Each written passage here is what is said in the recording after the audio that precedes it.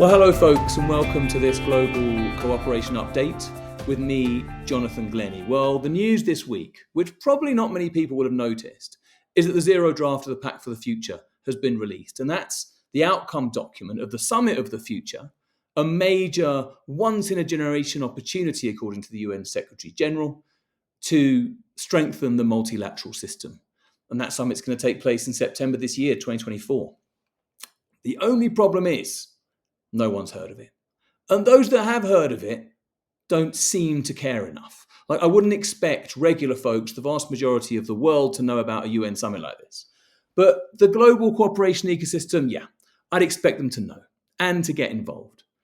I was pretty involved in the process that led to the Sustainable Development Goals. In fact, I was the first person to suggest they should all apply to all countries, not just, quotes, developing countries, but I don't like to boast about that. And many of us were involved in that. And that was a really lengthy, really inclusive process.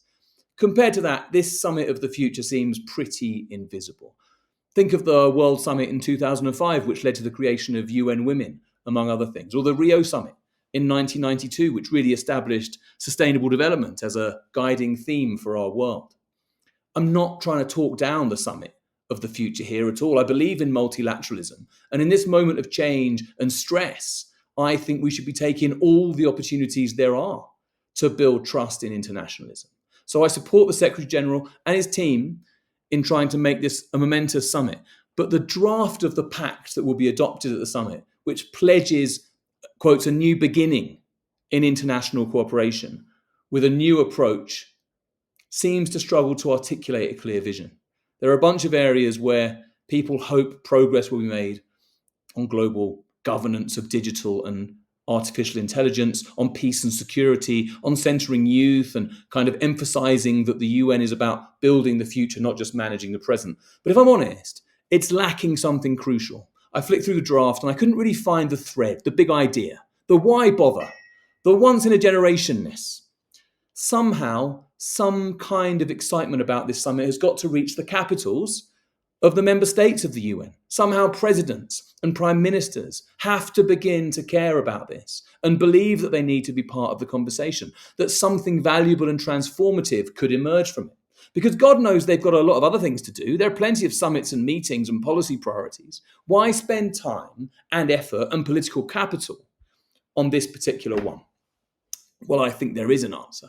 A simple slogan that will be remembered forever, that sums up the moment, the zeitgeist in global cooperation and multilateralism, and which also serves as a simple organizing idea that can run through the actual institutional and political decisions that come out of this summit.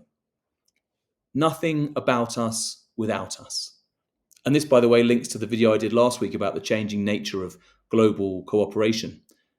Nothing about us without us. It's already there as a common thread in many of the proposals for this summit: inclusion, representation, consultation, including women in peace processes, for instance, consulting civil society in the summit process itself, a fairer representation of states in the governing structures of the World Bank and IMF and indeed the UN Security Council. The re-legitimization of the UN and multilateralism as a whole clearly requires fairer participation by hitherto marginalized groups and ending the domination of a minority of states in intergovernmental institutions. So the summit could declare the principle of nothing about us without us, an unarguable statement that all those affected by any decision should be included in the process leading to that decision in an appropriate way. And this slogan actually has origins going back hundreds of years, but it more recently became popular in the 1990s among disability advocates, and I associate it personally with the HIV/AIDS movement and the insistence that people living with HIV should be central in decisions taken about how to combat it. So let's enshrine nothing about us without us as the core principle of the UN for the future, UN 2.0. And there are so many good reasons for this. First, this pivotal summit is in desperate need of a simple narrative, one people can get behind, a slogan we can all remember. And this is instantly meaningful, not just to UN people, not just to global cooperation people, but to everyone. Two, it's far more than a slogan. It's both the most zeitgeisty and most important phrase you could imagine for the moment. It sums up where we are in multilateralism and where we need to get to. For too long, too many people haven't had a seat at the table. This is the moment that changes.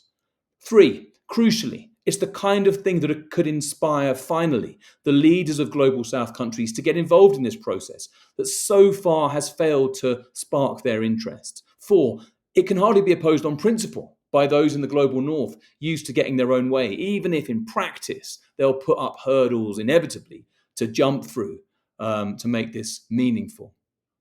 5, and what perhaps I love most about this, it's a clear organising principle around which many other issues at the summit could hang. So if the summit emerges, for instance, with suggestions for global governance of digital and AI, great.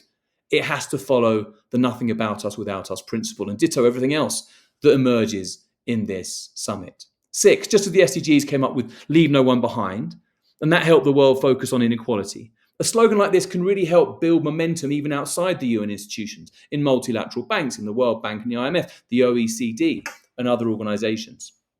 7, finally, while this is a principle that will be applied at the international level, it would take some chutzpah, wouldn't it, to sign up to it in the UN building and then ignore the idea when you get back home. So I think it could have some impact at the country level too, encouraging the platforming of all communities in decision making. Well, that's it. That's the big idea for this really important summit. Thanks to Mintu Pham and Khan Ross and all those at Project Starling for catalysing this idea. And let us know what you think. See you next time.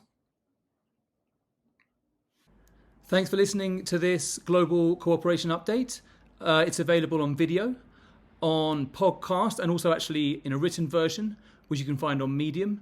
And there'll be links to all of those in the description. And do subscribe, of course, to all those things. If you want to learn more about Global Nation, then you'll also find a link somewhere. And watch out for the Spanish version, which is coming along soon.